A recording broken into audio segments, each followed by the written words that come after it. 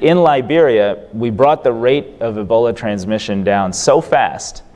that our military counterpart that were building Ebola treatment units expecting 2,000 to 3,000 cases that would need to be housed by, say, mid to late December in those ETUs, as they were called. Those ETUs ultimately went empty because the rate of Ebola went down so fast, so much faster than anyone appreciated or understood it could, that it turns out we didn't need them. Now, the reason that happened was actually grounded in a specific insight related to deep cultural knowledge of rural Liberia. And it turns out that more than 70% of cases that were transmitted from one Ebola case to a new one were from family members washing, paying respects to, hugging, and celebrating the lives of those who had been deceased. 70+%.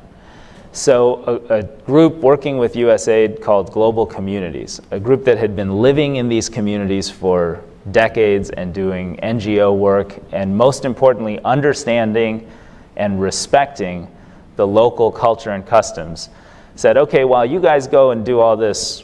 this bigger picture work, we're just going to try to design a burial team strategy that can go in and very respectful of these local customs and in a very dignified way use WHO, the World Health Organization, approved body bags and remove people who have died of Ebola in an epidemiologically safer way. And almost immediately, the number of new cases started to come crashing down. It was that insight, which was a cultural insight, and it was their ability to do that work with deep cultural respect of others that made all the difference. And then the UK government tried to do the same thing in Sierra Leone, and it didn't work quite as well or quite as fast, in part because they didn't have that long-standing cultural connection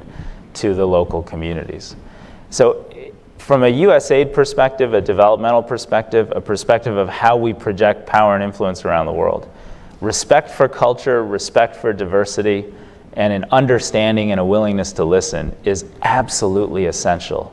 to how we conduct our foreign policy.